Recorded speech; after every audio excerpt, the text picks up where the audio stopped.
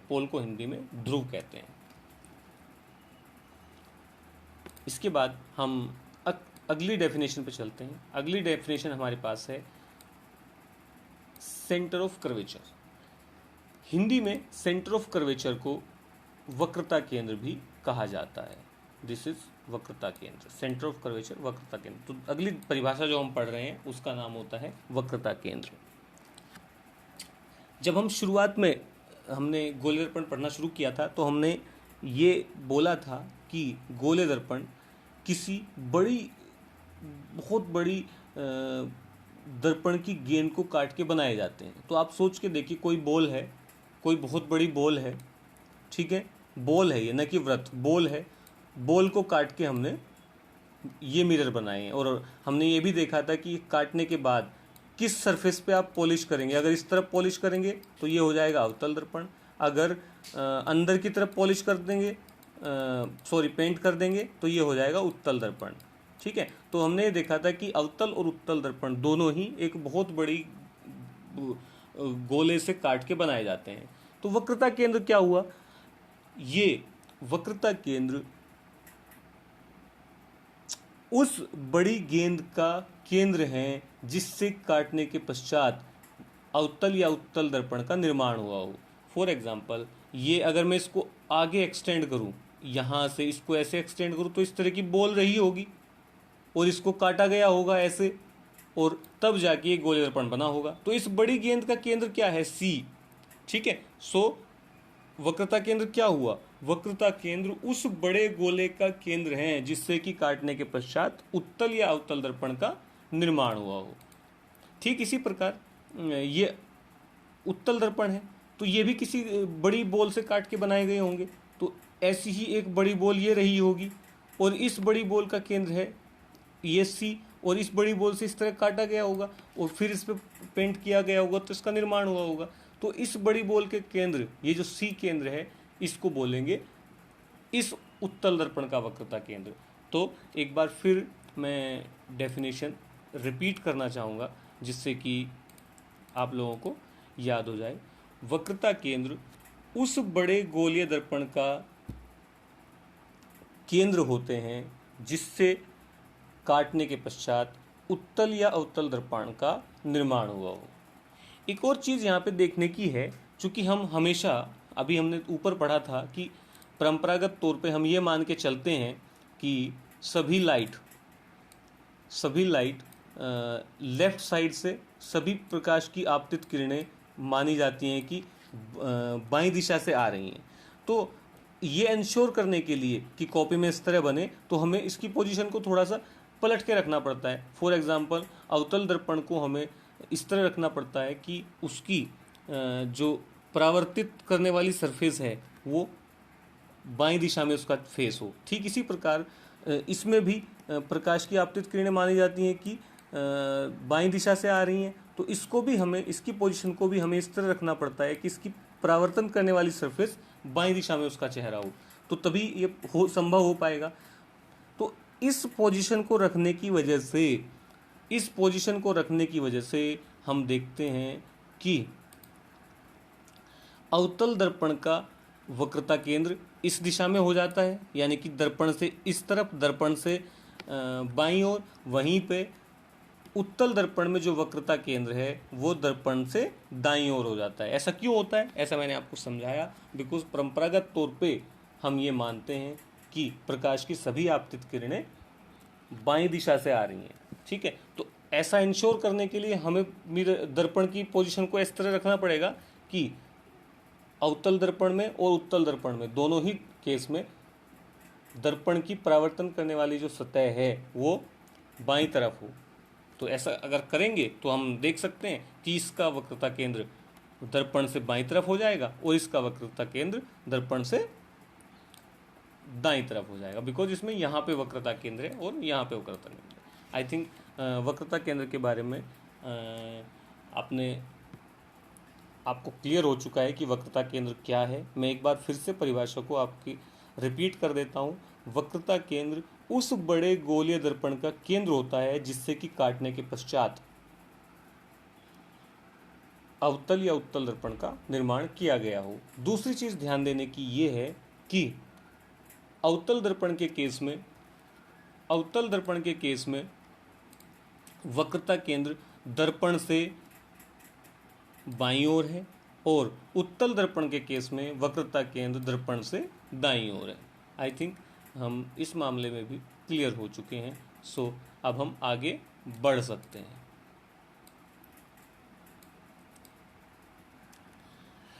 दूसरी हमारे पास जो इसके बाद जो हमारी नेक्स्ट डेफिनेशन है, हम वक्रता केंद्र समझ चुके हैं। वक्रता केंद्र क्या होता है?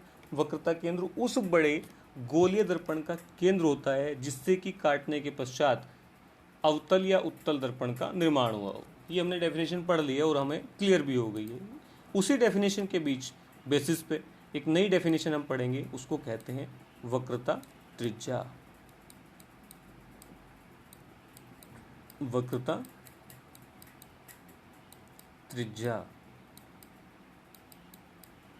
वक्रता त्रिज्या, ये त्र वक्रता त्रिज्या। ओके।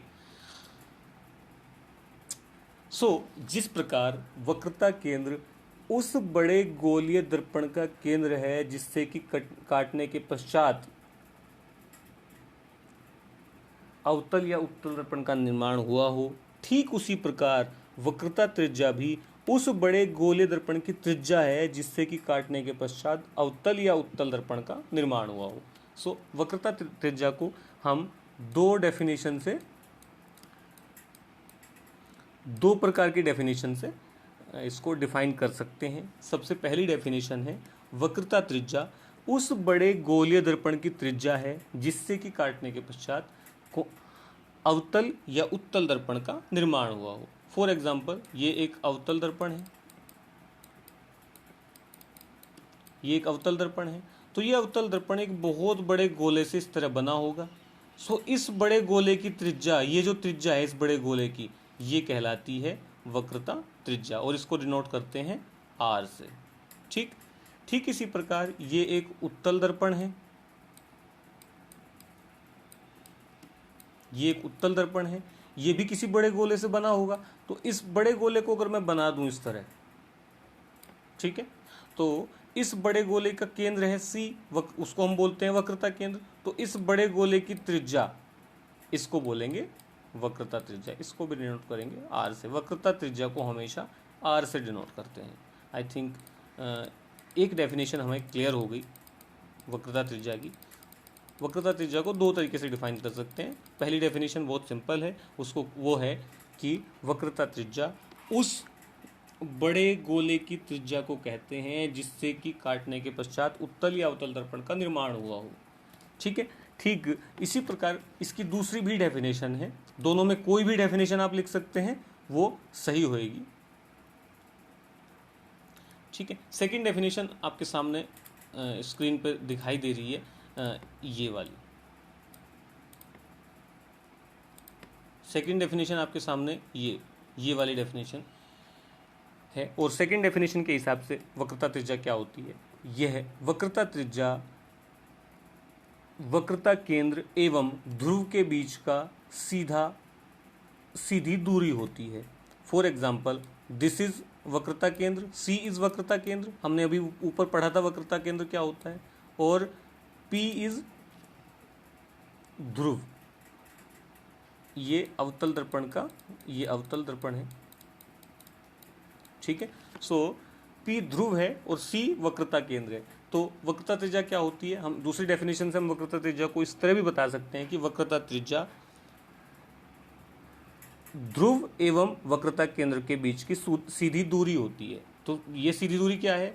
CP इज वक्रता त्रिज्या, तो इसको डिनोट करते हैं R से। वक्रता त्रिज्या हमेशा R से ही डिनोट होती है। ठीक इसी प्रकार उत्तल दर्पण के केस में भी वक्रता त्रिज्या ध्रुव एवं वक्रता केंद्र के बीच की सीधी दूरी होती है। ठीक, सो इस केस में भी ये PC इज वक्रता त्रिज्या, इसको R से डिनोट करते हैं। ठीक है, फिर से यहाँ पे देखने की बात है हमेशा एक चीज़ और याद रखनी है कि हमेशा जो दूरी है वो हम आगे भी पढ़ेंगे साइन कन्वेंशन में, एक हल्का सा आपको याद रखना है कि हमेशा दूरी को ध्रुव से नापा जाता है। तो यहाँ अवतल दर्पण के केस में वक्रता त्रिज्या नापने के लिए हमें ध्रुव से वक्रता केंद्र की तरफ जाना पड़ेगा। लेकिन अवतल दर्पण के केस में हमने अभी पहले ऊपर पढ़ा है कि वक्रता केंद्र अवतल दर्पण के केस में दर्पण से बाईं तरफ होता है, ये पढ़ा था हमने। और वक्रता केंद्र उत्तल दर्पण में दर्पण से दाईं तरफ होता है। ठीक है, इसमें कोई दिक्कत नहीं है। तो वक्रता त्रिज्या नापने के लिए हमें अवतल दर्पण के केस में ध्रुव से वक्रता केंद्र की तरफ चलना पड़ेगा। और किस तरफ चलना पड़ेगा? बाईं तरफ चलना पड़ेगा। सो यहाँ पे मैंने ये निशान लगा के शो किया हुआ है, ये शो किया हुआ है हमने कि वक्रता त्रिज्या इस दर्पण के बाईं ओर है अवतल दर्पण के केस में। ठीक इसी प्रकार हमने उत्तल दर्पण के केस में पढ़ा था, दिस इज उत्तल दर्पण, दिस इज उत्तल दर्पण। उत्तल दर्पण के केस में हमने पढ़ा था कि उत्तल दर्पण का वक्रता केंद्र दर्पण से दाईं दिशा में होता है। तो दूसरी डेफिनेशन से हमने पढ़ा कि वक्रता त्रिज्या ध्रुव और वक्रता केंद्र के बीच की दूरी होती है। तो बिकॉज वक्रता केंद्र दाईं ओर है तो हमें ये डिस्टेंस मेजर करने के लिए भी दाईं ओर चलना पड़ेगा। तो यहाँ पे ये देखा जा सकता है कि अवतल दर्पण में वक्रता त्रिज्या आप मापने के लिए दर्पण से बाईं ओर चले, वहीं पे उत्तल दर्पण में वक्रता त्रिज्या मापने के लिए आप दर्पण से दाईं ओर चले। ये इम्पोर्टेंट है, इसको याद रखना है और आगे भी हम इस पर डिस्कस करेंगे। एक नया टॉपिक पढ़ते हुए हम डिस्कस करेंगे।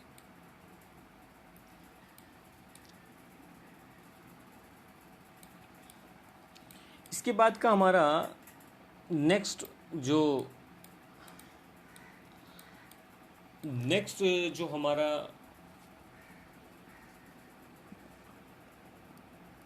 परिभाषा आई है वो है फोकस बिंदु।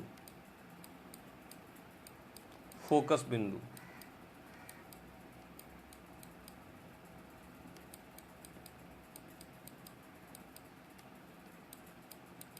फोकस बिंदु समझने के लिए हमें वक्रता केंद्र पता होना चाहिए, ध्रुव पता होना चाहिए। अगर हमें वक्रता केंद्र और ध्रुव के बीच में अभी इस वीडियो में यहाँ तक आइडिया नहीं आया है तो मैं आपसे रिक्वेस्ट करूँगा कि एक बार थोड़ा सा रोक के सोचें वक्रता केंद्र क्या होता है और ध्रुव क्या होता है।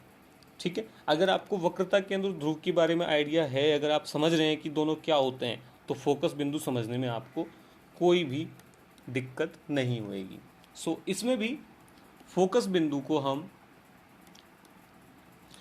दो तरीके से परिभाषित कर सकते हैं। सबसे पहली परिभाषा जो फोकस बिंदु की है वो है नंबर 1 दिस। सबसे पहली परिभाषा फोकस बिंदु की ये है कि फोकस बिंदु अवतल एवं उत्तल दर्पण के केस में वक्रता केंद्र और ध्रुव के बीच का मध्य बिंदु होता है। ठीक है, सो सबसे पहली डेफिनेशन के हिसाब से मैं डेफिनेशन बोलता हूँ। फोकस बिंदु उत्तल एवं अवतल दर्पण के केस में वक्रता केंद्र एवं ध्रुव के बीच का मध्य बिंदु होता है। तो सपोज दिस इज वक्रता केंद्र एंड दिस इज पोल, ये इनके बीच की दूरी है दिस इज, ये इन दोनों के बिंदुओं के बीच की दूरी है। तो इन दोनों का जो मध्य बिंदु है इसको हम फोकस बिंदु कहेंगे। ठीक इसी प्रकार ये वक्रता केंद्र है उत्तल दर्पण के केस में और ये पोल है, तो इन दोनों के बीच की दूरी है ये, और इस दूरी के बीच के मध्य बिंदु को हम फोकस बिंदु कहेंगे। सो पहली डेफिनेशन से क्या है कि फोकस बिंदु अवतल एवं उत्तल दर्पण के केस में वक्रता केंद्र एवं ध्रुव के बीच की दूरी का मध्य बिंदु होता है। ठीक है, अब दूसरी डेफिनेशन पढ़ते हैं फोकस बिंदु की। अगर आप ये भी लिखेंगे तो भी चलेगा, लेकिन हमें दूसरी डेफिनेशन भी पता होनी चाहिए। ठीक है, ये डेफिनेशन का मीनिंग ये है कि इसमें हमें दोनों केसेस में अलग अलग डेफिनेशन याद रखनी पड़ेगी। ये हमारे पास एक अवतल दर्पण है, अवतल दर्पण।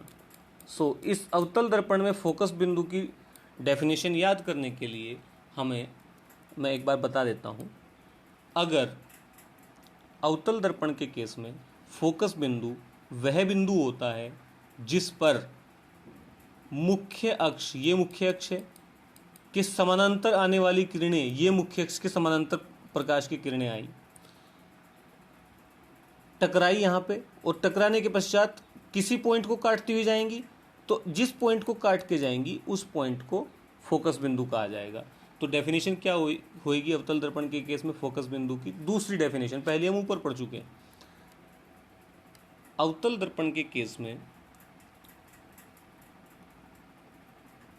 मुख्य अक्ष के समानांतर आने वाली प्रकाश किरणें दर्पण से टकराने के पश्चात जिस बिंदु पर मुख्य अक्ष को काटते हुए गुजरती हैं उस बिंदु को फोकस कहते हैं। ठीक है। सो अवतल दर्पण के केस में एक कोई किरण आई, वो दर्पण से टकराई और वास्तविक रूप में मुख्य अक्ष को काटती हुई चली गई, तो इसको फोकस बिंदु कहेंगे अवतल दर्पण के केस में। ठीक इसी प्रकार अगर हम उत्तल दर्पण की बात करें तो ये मुख्य अक्ष है, ये आपतित किरणें हैं और ये परावर्तित किरणें हैं। सो इन केस ऑफ उत्तल दर्पण के केस में फोकस बिंदु वह बिंदु होता है जहां से मुख्य अक्ष के समानांतर आने वाली प्रकाश किरणें दर्पण से टकराने के पश्चात आती हुई प्रतीत होती हैं। ठीक है, यहाँ पे दोनों में डिफरेंस समझने की कोशिश कीजिए। यहाँ पे अवतल दर्पण में प्रकाश की किरणें आई, दर्पण से टकराई और टकराने के पश्चात वास्तव में एक पॉइंट से जाती हुई गुजरी। सो इस केस में इस बिंदु को फोकस बिंदु कहा जाएगा। उत्तल दर्पण के केस में ये प्रकाश की किरणें आई, मुख्य अक्ष के समानांतर, यहाँ टकराई और टकरा के वापस चली गई, तो ये वास्तव में मुख्य अक्ष, इन्होंने फोकस बिंदु को काटा नहीं, लेकिन टकराने के पश्चात ऐसा प्रतीत हो रहा है, ऐसा प्रतीत हो रहा है बस कि ये फोकस से होके आ रही है। ठीक है। सो मैं एक बार फिर से दूसरी डेफिनेशन को आपको दिमाग में बिठाना चाहूँगा कि अवतल दर्पण के केस में अवतल दर्पण के केस में फोकस बिंदु वह बिंदु होता है जहाँ पर मुख्य अक्ष के समानांतर आने वाली प्रकाश किरणें दर्पण से टकराने के पश्चात मुख्य अक्ष को काटते हुए जाती हों। ठीक इसी प्रकार उत्तल दर्पण के केस में फोकस बिंदु वह बिंदु होता है जहाँ पर मुख्य अक्ष के समानांतर आने वाली प्रकाश किरणें दर्पण से टकराने के पश्चात आती हुई प्रतीत हों। तो अवतल दर्पण में वास्तव में टकरा रही हैं, उस पर वो फोकस बिंदु है, और उत्तल दर्पण के केस में जहाँ से आती हुई प्रतीत हो रही है, टकरा नहीं रही है वास्तव में, बस आती हुई प्रतीत हो रही है, वो फोकस बिंदु है। ठीक है। और दोनों ही केस में जैसे हमने वक्रता केंद्र के में पढ़ा, वक्रता त्रिज्या में पढ़ा, दोनों केस में फिर से फोकस बिंदु की पोजीशन पे ध्यान दीजिए। अवतल दर्पण के केस में, दिए अवतल दर्पण के केस में फोकस बिंदु दर्पण से बाईं दिशा में है, वहीं पे उत्तल दर्पण के केस में फोकस बिंदु दर्पण से दाईं दिशा में है। ठीक है, इसको थोड़ा सा हमें याद रखना है। Okay, moving on. नेक्स्ट हमारी परिभाषा जो है उसका नाम है फोकस दूरी। फोकस दूरी, फोकल लेंथ इसको इंग्लिश में बोलते हैं। फोकस दूरी। ठीक है, बहुत आसान इसकी परिभाषा है। फोकस दूरी किसी भी गोले दर्पण के ध्रुव एवं फोकस बिंदु के बीच की दूरी को कहते हैं। सो हमने ये पढ़ा, ध्रुव हमें को पता है क्या है, और फोकस बिंदु हमने अभी ऊपर पढ़ा कि क्या होता है। ठीक इसी प्रकार ये अवतल दर्पण है, ठीक इसी प्रकार उत्तल दर्पण में ये ध्रुव है और ये फोकस है। तो फोकस दूरी क्या है? ध्रुव और फोकस बिंदु के बीच की दूरी, ध्रुव और फोकस बिंदु के बीच की दूरी को फोकस दूरी कहते हैं। बहुत आसान सी डेफिनेशन फोकस दूरी की हो जाती है, बशर्ते कि आपको ध्रुव और फोकस बिंदु के बारे में आइडिया हो। अगर आइडिया नहीं है तो मैं फिर से आपको आग्रह करूंगा कि इसको वीडियो को रोक के थोड़ा सा आइडिया ये फोकस बिंदु और वक्रता के नियम के बारे में लीजिए। ठीक है, यहीं पे फिर से एक चीज़ देखने की चीज़ ये है कि फिर से मैंने एक बार पहले भी आपको बताया कि हमेशा जो भी डिस्टेंस मेजर होता है गोले दर्पण में न्यूमेरिकल सॉल्व करते हुए या कोई भी चीज़ करते हुए, तो हमेशा ध्रुव से मापा जाता है। यहाँ से शुरू करेंगे, या तो इधर नापेंगे या तो इधर नापेंगे, ऊपर नापना है तो यहाँ से नापेंगे, नीचे नापना है तो भी यहाँ से नापेंगे। तो इसी वजह से ये आई थिंक यानी कि कुल मिला के मुझे हमें ये याद रखना है कि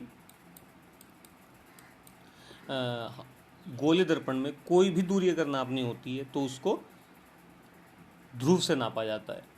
ठीक है बच्चों।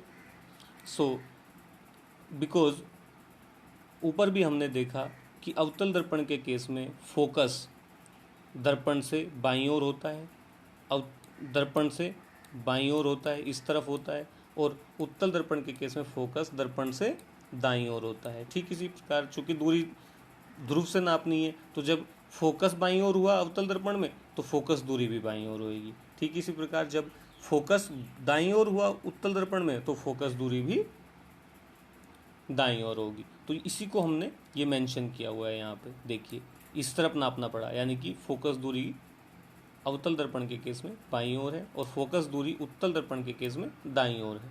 फोकस दूरी को हमेशा एफ से डिनोट किया जाता है। ठीक है।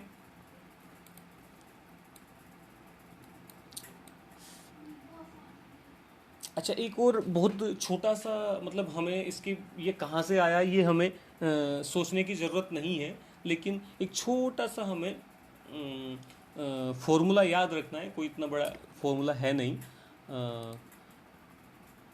ये फॉर्मूला क्या है? For mirrors of small aperture, ऐसे सभी मिरर जिनका द्वारक छोटा है, यानी कि छोटे दर्पण, हम जितने भी दर्पण पढ़ेंगे वो सभी छोटे ही पढ़ेंगे। इवन हम 12th तक के केसेस में सारे दर्पण जिनके बारे में भी पढ़ेंगे तो छोटे दर्पण ही पढ़ेंगे। तो सभी छोटे दर्पणों में जो फोकस दूरी होती है वो वक्रता त्रिज्या की आधी होती है, F इक्वल्स टू R/2, जहाँ पे R/2, R क्या होती है? वक्रता त्रिज्या। ठीक है, वक्रता त्रिज्या के बारे में, वक्रता त्रिज्या। ठीक है बच्चों। और F क्या होता है? F होता है फोकस दूरी। तो ये डेफिनेशन हमें, ये फॉर्मूला हमें याद रखना है। ठीक है। ये दोनों ही गोले दर्पण, यानी कि भले ही अवतल हो उत्तल हो, सब में ये लागू होता है। कई बार एक या दो नंबर का सवाल पूछ सकते हैं, आर दिया होगा और फोकस दूरी आपसे पूछ लेंगे, तो हमें इस फॉर्मूले का यूज़ करके उसको निकालना पड़ जाता है। ठीक है बच्चों।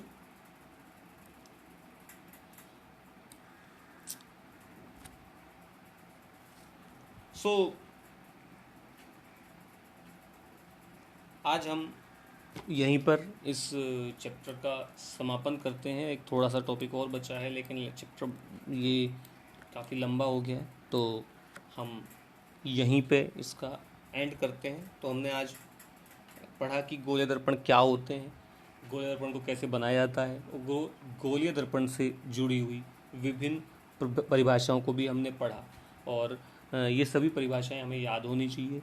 और इन परिभाषाओं के ऊपर बोर्ड की परीक्षाओं में 1 या 2 नंबर के सवाल आ जाते हैं। और दूसरी बात, इन सब परिभाषाएं अगर आपको याद नहीं होंगी तो आगे आने वाले न्यूमेरिकल आप सॉल्व नहीं कर पाएंगे। तो मैं आशा करता हूँ आप ये सारी परिभाषाएं याद कर लेंगे, कंठस्थ कर लेंगे, तभी हम आगे सारे न्यूमेरिकल्स ईजिली सॉल्व कर पाएंगे। बहुत बहुत धन्यवाद आप सभी का।